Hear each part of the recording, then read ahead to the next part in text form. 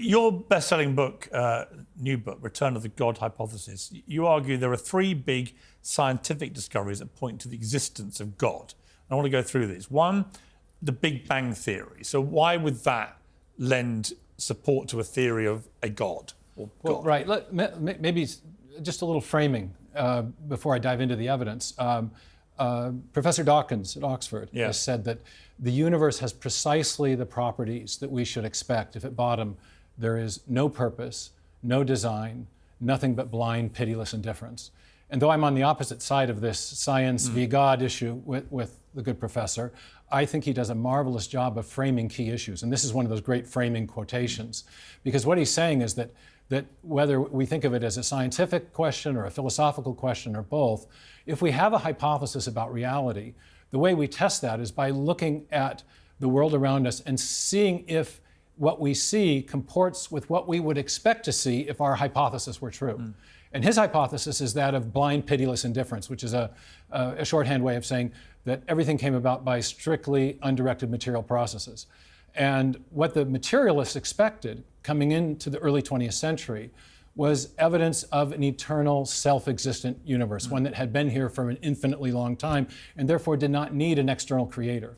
What in fact the astrophysicists, the cosmologists, the astronomers found was evidence of a universe that had a definite beginning, and therefore one that could not have created itself, because before the matter of the universe came into existence, there was no matter there to do the causing.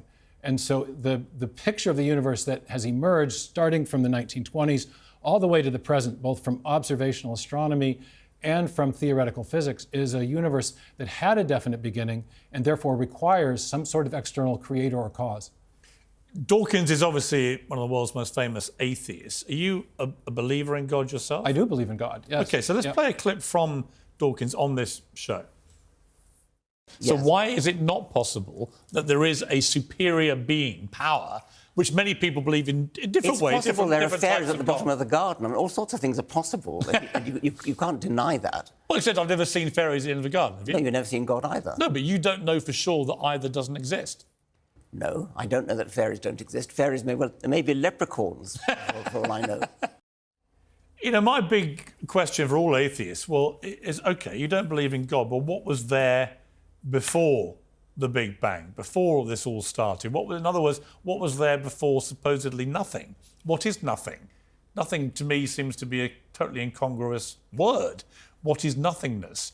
And if you can't explain it, to me, and I believe in God, but to me, it suggests there must be a power bigger than the human mind at the start of all this that was able to comprehend what may have happened, because we can't.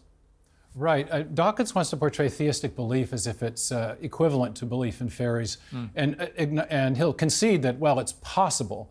But I think there's a stronger argument for the theistic case. And that is that when scientists and philosophers reason from evidence, they typically use a method of reasoning that has a technical name. It's called inferring to the best explanation, where the best explanation is one where you're invoking a cause which has the kind of powers that would be required to explain the phenomenon of interest. And you correctly pointed out in your conversation with him that when you get back to that, what physicists often call the singularity, the point where matter, space, time, and energy begin to exist, the materialist is really up against a huge conundrum, because prior to the origin of matter, there is no matter to do the causing. That's what we mean by the origin of matter, that's where it starts. Right. And so if you want to invoke a cause which is sufficient to explain the origin of matter, you can't invoke matter. It's in principle, the materialistic explanations are in principle insufficient. So you need to invoke something which is external to the material universe and is not bounded by time and space as well. And that starts to paint a picture of the kind of cause you would need that has the sort of attributes that traditional theists have traditionally associated with God. God is a timeless, God is outside of time and space, has causal powers, is an agent with volition, and therefore can initiate a change of state from, in this case, nothing to something. And do you believe... Wow. Dr. Stephen Meyer laid out a clear, thoughtful explanation for what could be before the Big Bang. Now, when we turn to Richard Dawkins, the man famous for mocking Christianity, you'll notice something different. The moment the question comes, there's hesitation, no concrete answer. almost searching for words. Even Piers Morgan seems unsatisfied. Let's see for ourselves. What is there before it starts? What is nothing? This is a question for a physicist, not a biologist, but what I would answer to Professor Meyer is that we need to explain complexity in terms of simplicity. And of course it's true that I cannot say what was there before the Big Bang. Physicists sometimes tell us that the word before doesn't even mean anything before the Big Bang. But whatever it was, it but it got to be has to, simple. doesn't it? You cannot suddenly invoke... Doesn't it have to? I mean, I didn't hear that. someone as logical as you are, and I believe you are, you think about this all very logically.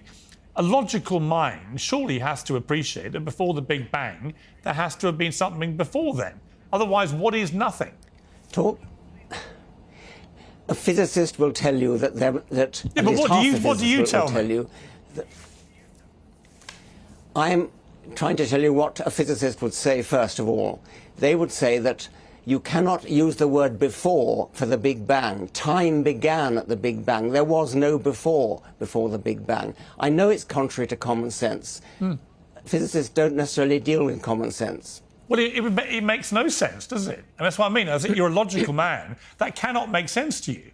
The idea that you're not even allowed to use the word before the Big Bang, when every part of both of our brains tells us that that's obviously nonsensical, doesn't that make you think again? We are not physicists. I, like you, am completely baffled by what physicists say to me, which is that you cannot use the word before for before the Big Bang. Time itself began at the Big Bang. Now that is totally counterintuitive. It's counterintuitive to me, it's counterintuitive to you, it's counterintuitive to Stephen Meyer, but we are not physicists. And you need to talk to a physicist. Talk to a physicist about that. And they will tell you that you cannot use the word before for the Big Bang.